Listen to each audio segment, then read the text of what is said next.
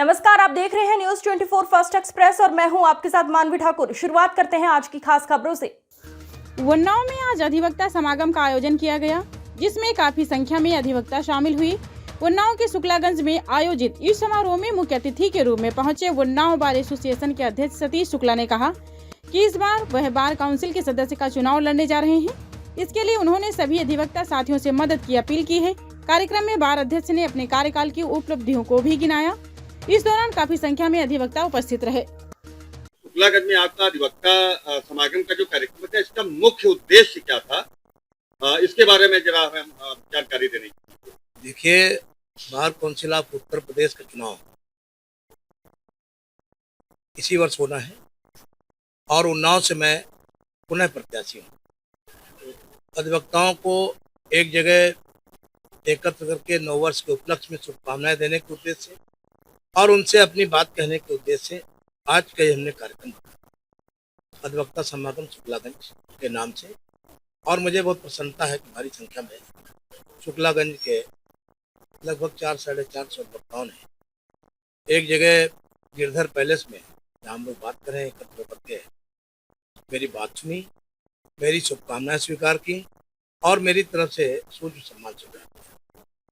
मैंने उन्हें बताया कि ये चुनाव, क्योंकि आज तक उन्नाव में ये पद नहीं आ सका है और तमाम पद मिले, यहाँ तक कि विधानसभा अध्यक्ष और राज्यपाल तक के बड़े बड़े पद मिले, लेकिन bar council of Uttar Pradesh सदस्य आज तक कोई नहीं।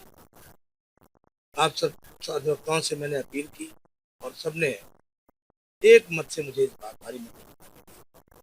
ये अभी तक ये उन्नाव का दुर्भाग्य रहा है कि आज तक यहाँ पे अधिवक्ताओं की तो संख्या बहुत ज्यादा है, लेकिन ये दुर्भाग्य कहा जाए इसको कि आज तक कभी कोई बार काउंसिल में नहीं पहुंच पाया है।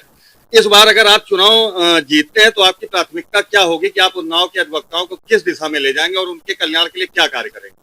देखिए, चूंकि ये प्रदेश लेवल का चुनाव है और उत्तर प्रदेश के सारे अधिवक्ता इसमें मतदान करते हैं, तो हमें सारे उत्तर प्रदेश के अधिवक्ताओं की चिंता भी करनी है।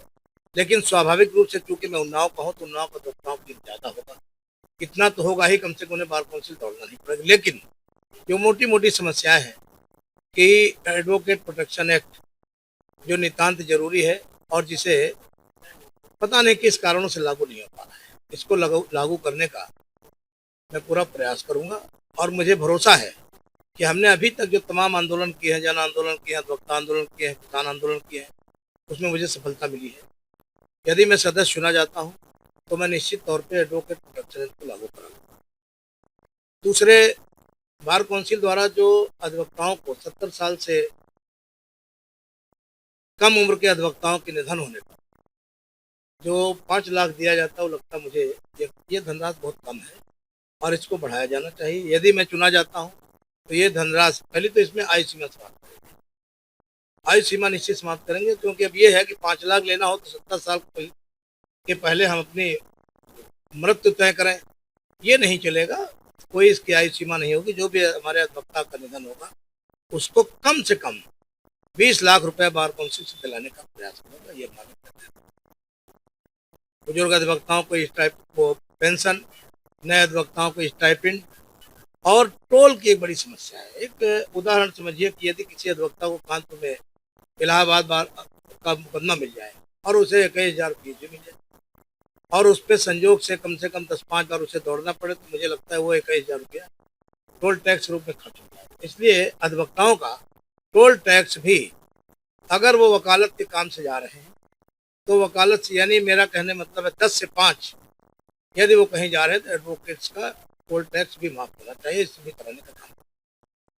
जी, तो ये हमारे साथ सतीश शुक्ला जी मौजूद थे, जिनका साफ कहना है कि इस बार वो उन्नाव से जो है बार काउंसिल का सदस्य का चुनाव लड़ रहे हैं। अगर वो चुनाव जीतते हैं तो उनकी पूरी प्राथमिकता होगी कि उन्नाव के अधिवक्ताओं के हितों के लिए कड़ा से कड़ा संघर्ष करें। उन्नाव से न्यूज 24 फर्स्ट एक्सप्रेस के लिए अमित त्रिवेदी। आज की खबरों में बस इतना ही। देखते रहिए न्यूज 24 फर्स्ट एक्सप्रेस। नमस्कार।